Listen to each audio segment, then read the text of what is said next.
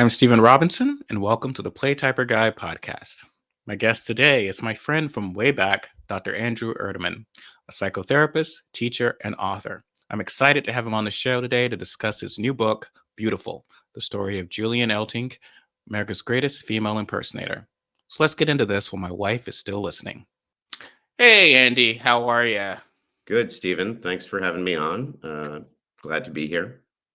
So, I just want to tell folks who are listening, watching, I adored your book. It's great. And, I do want to stress, I obviously am someone inclined, given my background. I love the history of vaudeville, the entertainment period of that time that you're covering. And so it's inclined to be something I'm into. But I do believe this is a very important book that speaks to everyone. I think people from any, and if it is something that isn't your jam, as it is mine, I think they will find it important and compelling. It's a really great, look at this person's life. So, can I ask you, like, what drew you to Julian Eltinge? Yeah, thanks. First of all, he to fight the unwinnable battle, he wanted to be called Julian Elting, and so many people were like, "Yeah, Julian Eltinge," that he eventually gave up. Although it does seem pretty apparent that he wanted to be called Elting for a number of reasons. But yeah, I was, in 2021, I was working on like a memoir about my life and sort of about working in mental health in the Bronx. And for a brief moment, I had all of this interest from a bunch of, for like a weekend, like a number of agents had it. And then like next week, like they were like, sorry. And I thought to myself, Andy, what do you really like to do? What do you love to write about? And I love to like take pieces of history and archival and newspaper stuff and just odd things from the past and craft them together in a narrative. And then I thought like, well, who's an interesting person you've come across? And I had encountered this guy, Julian Elting, when I wrote my last book, Queen of Vaudeville, which is about Eva Tangway, who was another person who was the term I've heard is forgot buster. She was sort of a huge star, huge vaudeville star, kind of a Madonna of her day. And she had been involved in this kind of shenanigan faux engagement with this female impersonator, Julian Elting, and really sent up the whole concept of marriage. And I thought, he's an interesting guy. And also given what's going on in the culture wars and in my own, I'm similarly interested in the cultural and popular history of that era, because it's also the rise of like modern psychology and modern sexology. I thought, well, let me poke around. And nobody had written, there was a lot of interest about him, particularly in, sort of the LGBTQ community and sort of sphere, but nobody had really written an in-depth or scholarly biography of him. And I thought, I don't know, why not? And that's how I became, I sort of dove into it. And the more I dove in, the more the story sort of revealed itself. And then with right-wing politics being what it is, it just seemed to amplify, leaven the whole tale even further, Definitely. And I was actually watching sort of American Masters PBS video where also the Unwinnable War, they'd used the pronunciation of the other pronunciation of his name, and they describe him as sort of, the framing is like the first drag queen. And sort of, if you read the book, that's not quite your take. Could I ask, like, could you tell folks sort of what your thoughts on that framing of him, and connected sort of, because you describe him as a female impersonator. I've seen him described as sort of a female illusionist, I think, at the time. Yes. So if you could speak to that. Yeah, but by necessity and somewhat, as a kind of writerly tool, I describe him as a female impersonator, which he was, although he didn't like that term. And that necessarily, is an umbrella that covers a lot of things that don't always fit together. But at the time that he was really rising to prominence and really creating this fascination with female impersonation in the early 1900s, there was a subgenre of men dressing very precisely and very erotically like women, both professional performers like Julian Elting and also college men, these college groups. They took it very seriously. Sometimes that got the professors and administrators a little worried. So there was that branch that partly owed its that partly had a lineage that came from blackface minstrelsy, where men played these sort of tragic female singers who were very popular and very beautiful and kind of erotic, as opposed to more campy, draggy, cartoonish. That was kind of another strain of female impersonation. And there were impersonators who were popular in that regard too. They came under heavier fire, particularly at the end of the 20s and early 30s, when you had this reactionism that's not unlike what's going on today. But also, Stephen, I was reading your article on the reaction to the Romeo and Juliet in the West End, which I really enjoyed. And by the way, a friend of mine saw that production and said it was great. Oh, cool. And yeah, as you point out, like in the Shakespearean era, and even beyond, men and teenage boys played women's roles very, for lack of a better word, faithfully. Mhm. And very, so Edward Kinniston was this incredibly famous impersonator. And for a while, women, as many people will know, women were not allowed on the British stage until after the Restoration in the 1660s. And so at that time, you had these men who were brilliant and precise female impersonators, and then these brilliant actresses, and they were like competing. And, Samuel Pepys, who was this is back when you could be a diarist for a living, apparently. Samuel Pepys, said, like, I saw them both, and I don't know, they're both great. So I don't know if Yeah. that's a good answer, but it's a long history and it's Well, complicated. and it's such an interesting for me, and I guess now when we talk about this, because yeah, like Juliet, you talk about Juliet or Lady Macbeth, and these are amazing roles that men or young men originated Yes, in Shakespeare time, and they aren't playing like it's not drag. I mean, I've joked that, well, the nurse, I could see the nurse in Romeo and Juliet being a drag performance because she's very over the top and right. whatever. A lot of what we associate with drag and what you were differentiating at the time, it would have been the case. But no, I mean, you're meant to believe that balcony scene. It's not supposed to be like Absolutely. the giggle and be like, oh, how like a Bugs Bunny cartoon or something where it's supposed to be, and again, female illusionism, female in person, but it's to believe that what you're seeing is the case. And the framing that the PBS documentary made it seem as if there was, Julian, and then after him, it's sort of the first step, but that to which became drag. But again, as you described in the book, that was also occurring simultaneously. Definitely. So they were sort of going in different ways. Um, And Stephen, just to, as has also come out, this is not my original scholarship, but I do mention it in the book. If we kind of trace back the modern drag queen lineage, a man named Dorsey Swan, who was a Black artist living in, I think, Maryland. mhm. I talk about this in the book. There's some good articles on it. Is sort of credited, and now scholars have rediscovered, inventing a sort of more, for lack of a better word, politically cartoonish, but also very compelling drag. And, you have to situate something like drag queen. What does it mean? That's a loaded term. What do we think about sexuality, gender, binarity, and all that's changing as well. And I think for me, it was sort of interesting when you were describing that. I remember my own experience years ago. I was working at front of house at Victoria, the Broadway production with Julie Andrews. And if you've seen the film or seen that production, it's set sort of in a period where that there were still female in person, especially that was still a very popular form of Mhm. entertainment, and it's meant to be again for lack of a better word, faithfully. So that's the Yeah. twist, and so um, that's how Julie Andrews played it, and then towards sort of the end of her run, she was ill or not. She took some time off, and Liza Minnelli came in to keep the show running. And of course, the young me was delighted. Oh my God, Liza Minnelli! And it was great to see her.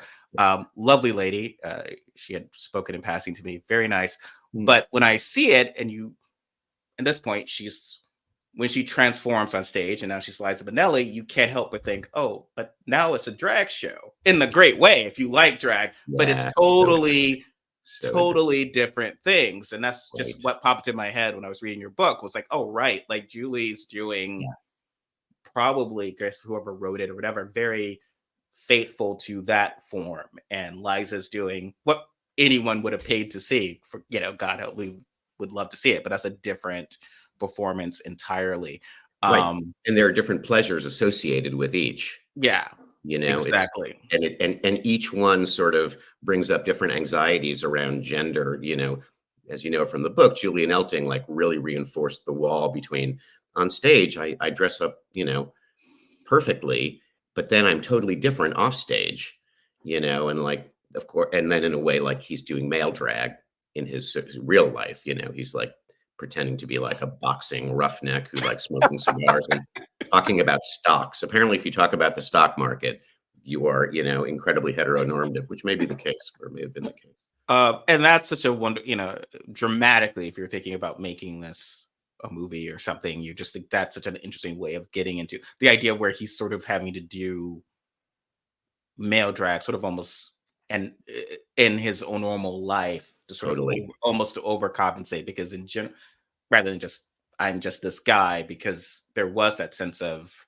okay, well, we're not as perhaps crazy, uh, bigoted as certain play now that we've seen against drag performers or people, but it's still kind of like we want to make sure that this is just a job, right, or a profession. Exactly.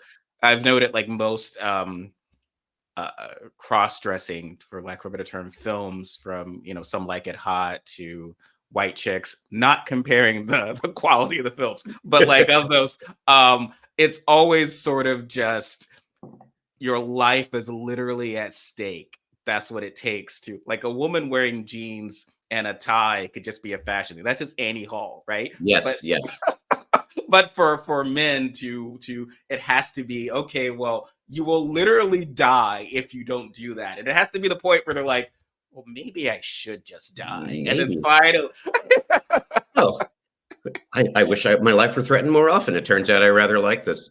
There's exactly. there was a female impersonator during Julian Elting's era named Michael Matviev, and he Mhm. claimed that he had first become a female impersonator because he was being pursued by the Bolsheviks, the murderous Bolsheviks, and so he put on drag and he escaped. I'm sure it's not true, but it's such a great story of like, because you know gender queerness and female impersonation and non-normativity and sort of like socialism, communism, it's all lumped together as it continues to be. So, but I love that story. Like, really, could you walk us through how that happened? And best not to get into details.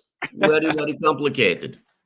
And you are very careful with not making presumptions about Julian's life, because we don't know, and the scholarship reveal. Obviously, there's certain queer codings about his life, as you describe, either stereotypes or tropes or whatever, that leaving everything he had to his mother. That was the closest person in his relationship in his life. He, had the what people might call the beard relationship, stuff like that.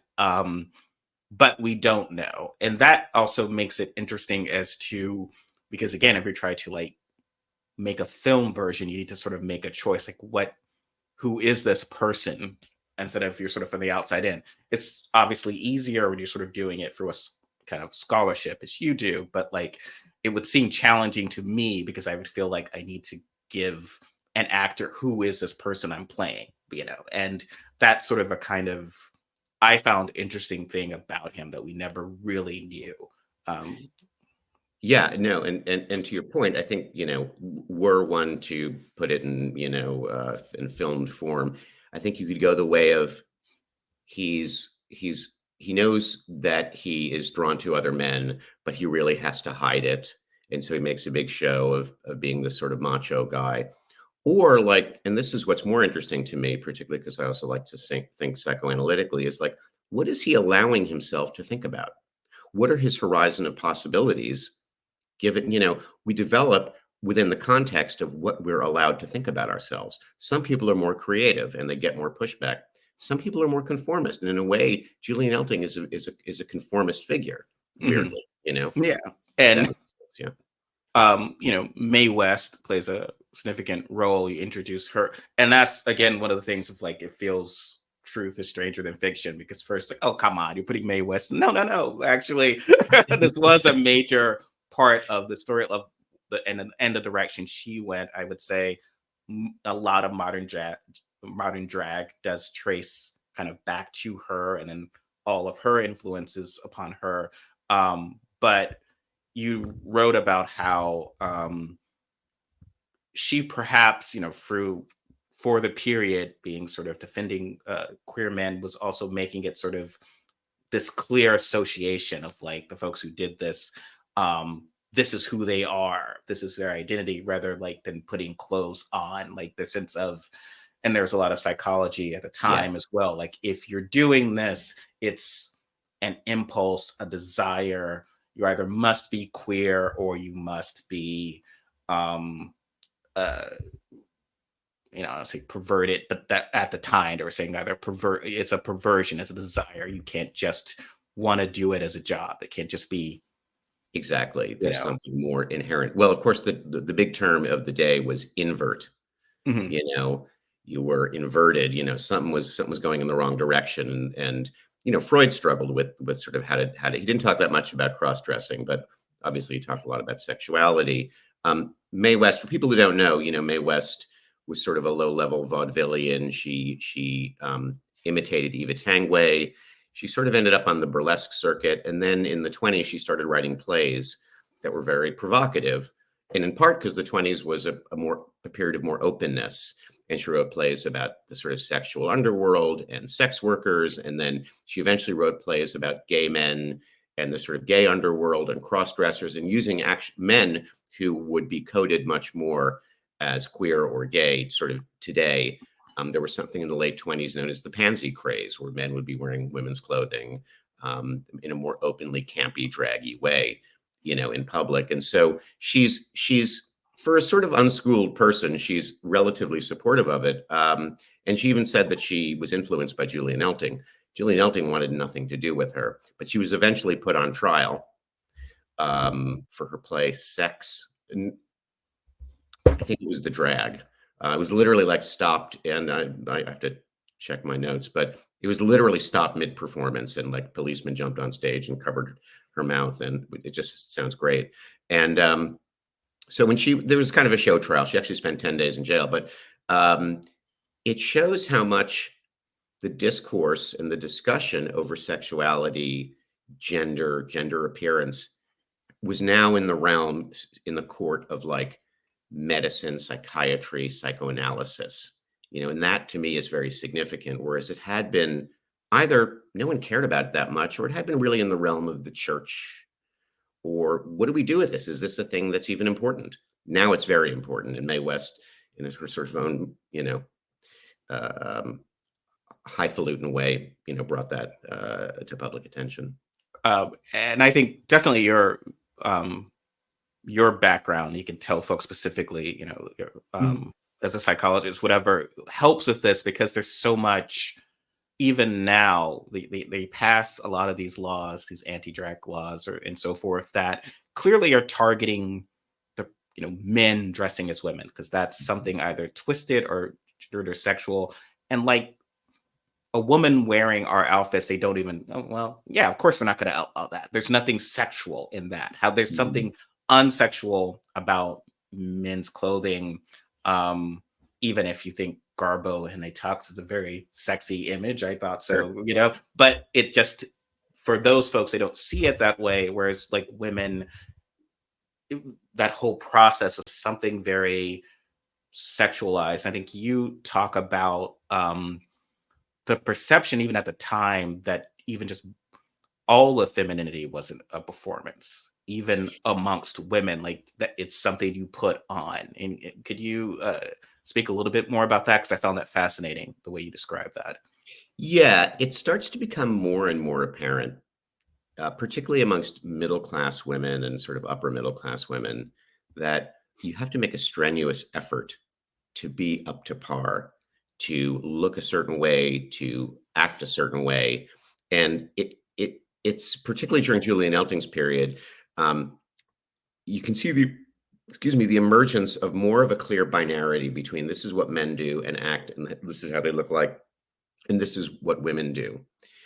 And if you think about it, in the earlier 1800s, particularly in the US and North America, women were part of, farmsteads and households and small businesses. And, there wasn't as much, there was a lot for women to do productively. As they get confined to sort of a domestic sphere, um, their role becomes being women in a way, like, they're sort of, there's a professionalization of their role. Um, and so it, and then you also have the rise of the cosmetics, dieting, and beauty industries in the early 20th century. So it's like, um, this is kind of, these are the tools of your trade. And interestingly, significantly, they're also the tools of Julian Eltinge's trade. I don't know if that quite answers the question, but No, yeah, definitely. It's just a fascinating. yeah, It was just a fascinating observation, and historically seems true. And if you look at the kind of periods of that, upper class women and upper class men, they both had dressers. They both cared about, they were very, all of this. If you read Oscar Wilde and all this sort of thing, and then became the period of kind of like suddenly that all became quote coded as queer. And I've worked hmm, yes, I've worked with much younger folks in theater doing like adaptations of Dorian Gray, for instance, and it's one of my I really enjoy that book. And I recall like they would think, oh, okay, this is obviously coded as queer because Lord Henry he really cares about his appearance. He's likes beauty, and he goes to theater. And he ignores his wife and goes out to like hangs out with the guys. And it's like, well, that itself is not actually wild coding him as gay. There are some gay codings that obviously modern audiences tend to miss, but they kind of would often, especially younger folks, would leap to the stuff of, oh, that's clearly queer, which at the period was just any man of that social standing, right? And right. and um and so that performance became for women specifically than men, any man who cares about his appearance, any man. So there's only a step from this to cross-dressing into that sort of sexualized behavior of femininity. Could I also ask you, though, you were touching upon the performance at the time, because a lot of, I think for folks who aren't as familiar with vaudeville, could you sort of first explain sort of in a general sense what it was? Because people might not, I always Sure. assume people understood and they often don't.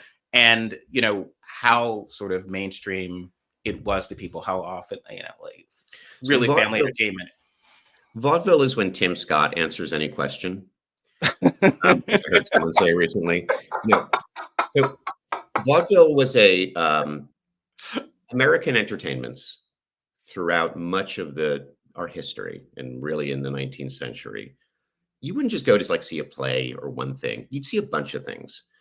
There might be, so there might be a magician, a stand-up comic, a short play, a musician, some trained animals. People like the hodgepodge, and that grew out of saloon culture and what's called variety theater. Even if you saw a proper play, you'd have entr'acte entertainments. Like, we don't just like one thing. It's only as higher art and an upper class begins to develop that when you go to the opera, you just see an opera, no jugglers. And there's a great book about this called Highbrow, Lowbrow, um, by Lawrence Levine. Um, and what began to happen in the 1880s through the 1920s is you had a big a big growth in urban populations, and people had extra time and extra money. Not everybody was, people had this thing called leisure time.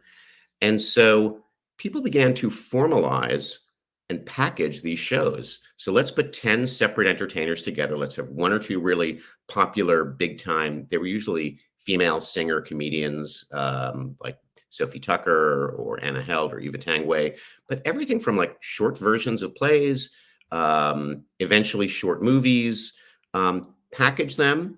And then this was the beginning also of the entertainment industry, because uh, these packages were turned into circuits so that they could The same package could show in New York, in Boston, in Albany, and then make its way, west. So vaudeville is a variety theater. It's an assortment of all these different entertainments, usually 12 to 15. You pay anywhere between 50 cents and $2, depending on, whether it was high class, big time vaudeville or small time. You had ethnic vaudeville, but that's what vaudeville was. I mean, I grew up watching the Carol Burnett show, and that's kind of, what we called variety shows. And that's what it was. It was variety. Mhm. So that's sort of what vaudeville was. And Julian Elting, his first work as a professional was in vaudeville as doing a 10 to 15-minute bunch of different female impersonations and going on and off. And he was a good singer and a good dancer too. So he was perfect for it, although it must have been exhausting. And yeah, and it became sort of a derisive term of vaudeville's dead, and I think a lot of people in their mind just thought of it as sort of a sort of cheap entertainment that went away.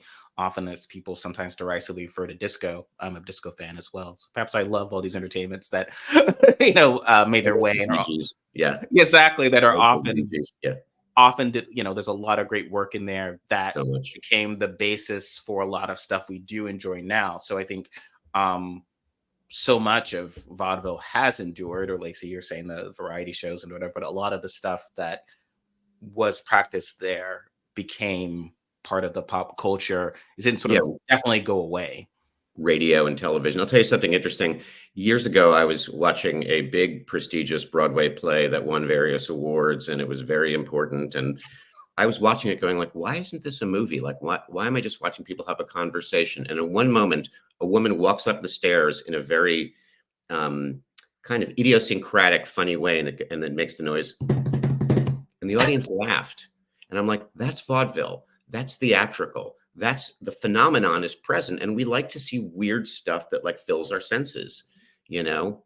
So yeah, and vaudeville for a time was, there were different kinds of it, but there was a sort of high class vaudeville. There was aspirational. There was the Ziegfeld Follies, which was like if you didn't really want to go to vaudeville, but you really did, you went to the Ziegfeld Follies.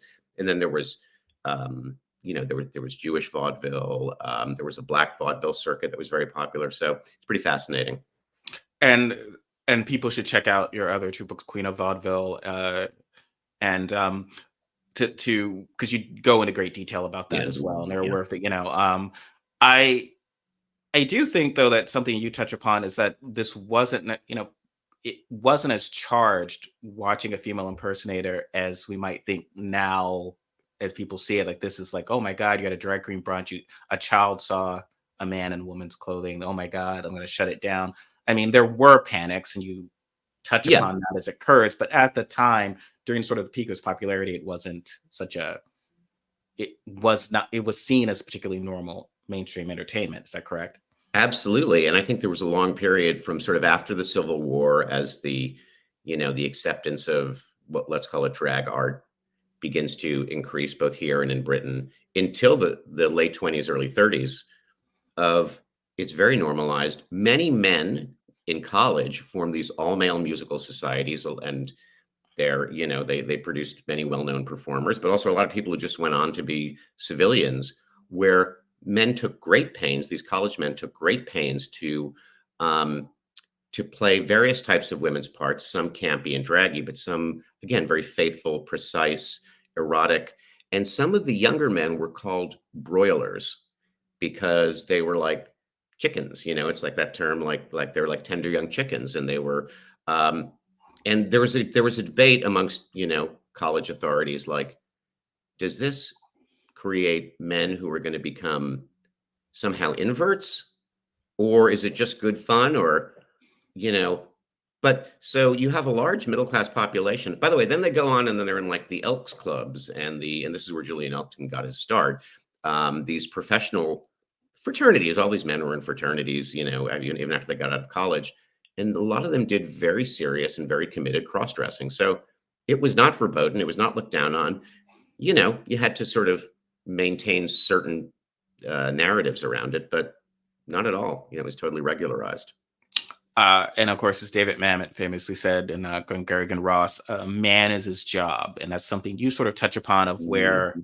that melding. So the distance that he was able to put Yes, between this, but sort of, okay, well, no, you are this, you are a, and in a lot of modern work does do that. So Prior Walter in Angels in America is a drag queen that is, of course, meant to be part of his identity. It's not just like exactly. he's not just a barista. He's you know he's a drag queen and he's queer, and that. So I think, and even now, I think we still our immediate tendency is to kind of link those two completely. Hmm. Like if you are a cross dresser, if you are a drag performer, you are this. This is your sexual identity. And I think perhaps the idea is that, although we don't know, it's also important to be like, he didn't have to be. It was possible to Totally. just find, Um, and when do you think that became it? You sort of starts to sort of thread the needle with Mae West and some of the stuff she was doing, but um, that sort of link, that sense of where was it sort of always there and it kind of became a losing battle, do you think? Or was it just something that occurred where no, you can't just leave that at the office per se? Yeah, I mean, I think it depends upon the artist. And so, for example, Bert Savoy was a very popular female impersonator who was a bit more draggy and sort of queenish, and he was pretty open about the fact that he was, erotically drawn to men, and he sort of didn't care, but he was never mainstream the way that Julian Elting was. He also tragically was struck by lightning on Rockaway Beach in 1923. But don't tell Marjorie Taylor Greene that.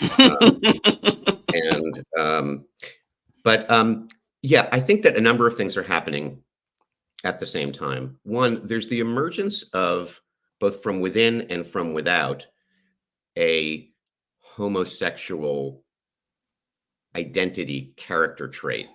You don't just do things sexually, you are this. So therefore, you don't just, and at the same time, you're not just putting on women's clothing because you like to, or you like the way it looks, or you can entertain people, but there's something in you that's compelling you to do that. And we forget the names like Havelock Ellis and Richard von Kraft Ebing, but they were sexologists in the teens and 20s, but they were very influential. And they had a lot to do with this. We can't call it normal.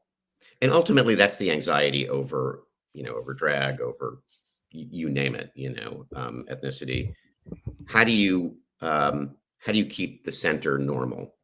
And so I'd say the late 20s, early 30s, as conditions change, is when it no longer becomes so safe. One becomes ghettoized as a drag artist, or even Julian Elting, he tried to avoid it, and finally he had to sort of have his day in court, but he kind of scurried back to looking normal as quickly as he could. By the way, if people are interested, there's a movie from 1939 called Ziegfeld Girl. Have you ever seen it, Stephen? I don't think so, but I'm It's aware really that good. it's in it. Yeah, it's a really good movie. It stars Lana Turner, Hedy Lamarr, a very young Judy Garland, who's fantastic, and also a very young Jimmy Stewart, who's also really good. And it's about these women who are they become Florence Ziegfeld dancers and performers. It's sort of a moral tale, but it has a lot of fun. But you also get to see what it's like, because Judy Garland is this vaudevillian, and it's a good and very entertaining primer for if you want to have a fun way to understand a little more about the era. Yeah, definitely. And some of this stuff doesn't exist, curiously enough, internet. It's sort of like there was a period in our lives where you have to really hunt down. You find the Yeah. one rare copy of something in a library or some collector, and then now you really can go online and like an entire movie from this period is uploaded. It's like a very sort of a golden age of being able to appreciate stuff from that period. Julian Elting's 1925 movie, Madam Behave, I watched it on YouTube, and like, when the hell, like, that would have been, you have to get the Museum of Modern Art to see if they have a copy and then arrange a viewing for you. And now I get to watch it on YouTube. And Yes, it does make a lot of the research for anyone who sort of media historians much um, simpler than it was. Though sometimes there's a romanticism of getting that sort of secret screening of something they bring in and like, oh my God, I'm able to see this that no eyes have touched or something. The biggest vaudeville chain was run by two men named Keith and Albee. So it was the Keith Albee chain, and the people who managed their theaters had to review every act every week and write up a little blurb like, I don't know about this guy. The dancing monkeys didn't seem like they were very motivated, but the comic was hilarious, except for his jokes about Philadelphia. Anyway, all of those notes are in the Keith Albee archive at the University of Iowa. And when I wrote, it's like the mecca for vaudeville historians. And when I wrote the Eva Tangwe book, I flew out to Iowa City. It was a whole ordeal, and they wheeled the books out, these managers' books, and it was like the the Raiders of the Lost Ark moment. I'm like, look away, look away. Now, wonderfully, it's all online, so I didn't have to go out there. But it does lose a bit of the magic of Walter Benjamin talking about the work of art losing its kind of aura, its magical shining aura. And so Julian has this wonderful home in LA, which it's right near me. Yeah. Oh, yeah. And now valued at 1.8, or at the time was purchased in what translates to 1.8 million in today's dollars. Although I think that could get you a small 1-bedroom in parts of Los Angeles. It's always fascinating how real estate is actually, they do the inflation, but it doesn't actually calculate for some of the craziness that's occurred. My wife's a real estate person. She was explaining, like, sometimes it's like, oh, well, I would be like, how did this grand apartment that Lauren Bacall had was like, X amount of dollars? Well, it's like, well, there were no mortgages. It's much easier when you had to like pay it all in cash. Yeah, exactly. The actual banks being able to front 90% of it does create a situation where everything kind of has to blow up. But the larger point there was that I think that is the larger point. he's riding high. It's going so lovely. And for anyone who knows history, if you look at the 20s, like 1929 is like this financial iceberg that's looming, and you're like, please turn away. There's no turning away, right? Exactly. It's sort of like, oh my God, he's gonna lose the bowling. He's gonna lose the boxing ring, or whatever. He's gonna lose it all. And it's just it can't help being said, him going to a theater that had been named after him and asking for, like, could you just let me go see it? It could, obviously he suffered significant financial reversals and was not able to maintain, his standard of living based on, what his years. So that's sort of a trap, but that was kind of in many ways unavoidable, right? Like that form of entertainment was kind of fading, or what was happening in his case specifically? Well, I mean, as I think Stephen, performers are, particularly of past eras, are not famous for being like financially sound and prudent. I once interviewed Barbara Feldon, who was Agent 99. Yeah. Well, wow. Yeah. She basically had written a book like, I'm an actor who realized that during this brief span of my life, I was making a lot of money, that I shouldn't just simply like throw it all away. Like I should invest it. And she sort of was aware of it. But so Julian Eltinge, like Eva Tangwe, who once, they had millions of dollars, and that makes you want to do things. And he's here in Hollywood, and he built a very fabulous, actually a very tasteful and influential home. It's a kind of Moorish palazzo. It's atop the tallest hill in Silver Lake. You can see it. And I actually managed to get a tour because the groundskeeper was kind enough to let me in and show me around and stuff. But by the 1920s, there's a lot of competition nipping at his heels. He's no longer the young, beautiful, kid. He's no longer fresh-faced. There's other people who are sort of, he's kind of created the industry, and he sort of franchised this in a way.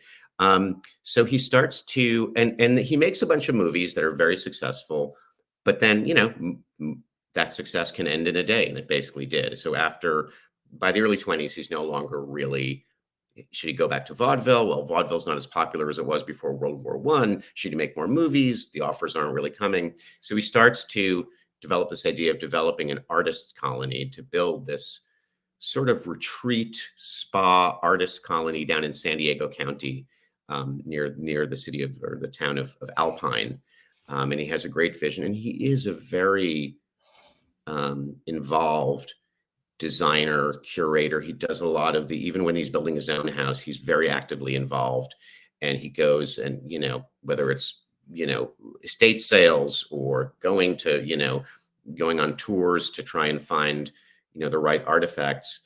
He builds out this facility in that's called, it's not called Rancho Relaxo, which is where Marge Simpson went.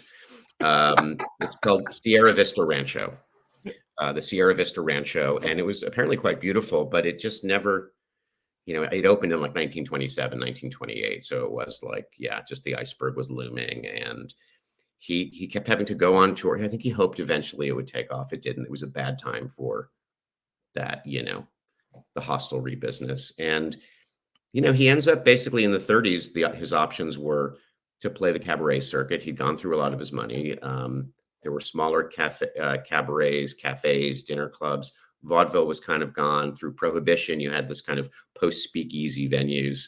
He plays a lot of that. He actually goes back to New York to do a series of shows at Billy Rose's Diamond Horseshoe. And he dies in New York in 1941, when vaudeville is really gone and the era of cross-dressing is gone. He really outlived the era that he helped create, he just outlived it. Yeah, and it's kind of a sad ending, somewhat tragic comic. I think he perhaps suffered like was you describe as attacked by a swordfish. I don't think it's attack, it was probably inadvertent swordfish attack. But Yeah. Do you mind explaining that? Because I read that, it was like, well, that can't be true, yet it is, because that's sort of how life is. But yeah, I mean, I think he had a lot of health issues as he got older, as many of us do, but I think he was a pretty heavy drinker. He really liked to, he food restricted and then food binged, and so he's also having, a lot of that pressure. It's just the touring and everything. He got the flu, which, seems to have compromised his immune system. He had appendicitis. He was at death's door. Then he was like, like not quite at death's door, and death's the walk up to the door. And then in the 30s, he was getting a call. In the early 30s, he liked to fish, and he was out fishing, and he was marlin fishing, and a marlin, which I guess has a big, that big pointy nose. When he was getting it aboard, and he might well have been drunk at the time, I don't know, but yeah, drinking and fishing do seem to go together. And he was gored by it, and like, funny as it seems, like it actually caused some, internal scarring and organ damage. And, he lived to tell the tale, but I think it was just like one more thing that messed up his insides. And who knows, he may also have been quite depressed by the end of his life. I don't know. He might not have been, but he was, a lot of these people were not in great health by the time you reached, vaudeville 60 is like, I don't know. yeah. Vaudevillian 60 is like stockbroker 80. I don't really know. Before we wind up, though, how would you sort of tie a bow up on his career? Do you see like of what he inspired, or what it like for people who are kind of like, well, point me to something now that has his stamp, that they could recognizably so, or did it just all vanish? What do you think? No, I mean, I think, first of all, he's an important link between the very sort of precise, artful, and eroticized female playing of, the stage in the 1500s and 1600s. And then as it rises again through American minstrelsy, he's really like the bridge that brings that back. And then as female impersonation turns more into drag and camp, I wonder if, I'm just kind of thinking out loud because this is outside of my depth, but I wonder if today, particularly the social media personalities who are very compelling, I don't even want to call them gender illusionists, but gender inhabitants, men and boys on social media who play character, have these characters, these personages they've created that are very erotic, compelling. They're sort of gender fluid, but they're also, one has to call them feminine in a particular way. Mhm. Um, and yeah, so maybe that's where it resides. I would certainly welcome other people's thoughts, and I'd like to learn more about it. But that's kind of how I see it, and yeah, that maybe that's where it's at. Yeah, it's he was such an interesting figure, Totally. and I think always people kind of want to know like where did things go, where did things end up? But his story on its own is just very compelling, and Yeah. with ups and downs. But specifically, it is kind of um the ending always feels sort of sad. I mean, I was writing this once about how it's you realize that F. Scott Fitzgerald died without ever knowing he wrote The Great Gatsby. Like he wrote a book called The Great Gatsby, but he died Really? without ever knowing that he wrote The Great Gatsby. Like its revival, um, often in many ways, came after his death, Oh, I didn't know that. I didn't know and that. it's sort of always that kind of sense that you feel for sort of the artists that they at the end of their lives. It's like, oh, Yeah. I think, by the way, F. Scott Fitzgerald was in the Princeton Triangle Club, which famously was involved in a lot of cross dressing. I don't think he did. Jimmy Stewart claims he didn't. Who knows? Jimmy Stewart was also a Republican. But I do want to say, though, you bring up something interesting, which is what's the continuation? There is a sense of 1939, 40, 41. There's like a wall, you know, vaudeville's gone, the 20s are gone. The historian who wrote the book Gay New York, George Chauncey, talks about the 40s and 50s, really up until Stonewall, being what he calls a heterosexual counter-revolution. So I think you're not wrong in seeing that there is a kind of wall, but things always seep through mhm. and germinate. And maybe, my book will create a little strand of Oh, you people. hope so. Yeah, I mean, I think of our generation, perhaps we've that string. So like something like Saturday Night Live, which is almost 50 years old, You know? it's still relevant. People are watching it now. There's that 50, but yeah, like the gap, and I get, I think technology has changed and entertainment forms have changed, certainly perhaps just as much, or maybe that's not the case, but it's always, you think about it, I go in my head of like, we're still talking about the Godfather. We talk about things that are kind of Yes. 50 years old. Florence Entertainment is 50 years old. Steve Martin is still big, who's one of my favorite, on all of that. But then you look at these performers who they were big, and like just 20 years later, there's that wall, as opposed to the idea of Yes. 50 years later for him would be like he'd be on Saturday Night Live in the mid 70s, and that would seem a crazy thing. Like had he lived, he would have been a guest on something or been a popular like no one thinks it was sort of very quick kind of cut off to that, as you were describing. I think the wall is the best thing, but it was sort of the seek through, Yeah. as opposed to kind of things kind of maintaining a sense of relevance, even now. Um, Yeah. It's like time is a constant, but history is not, and it's exactly. like, yeah, like what is it about 1963 that before it to many people feels like the Middle Ages? And then afterwards, like men stopped wearing hats and the Beatles were around, and somehow like that's the world we live in today.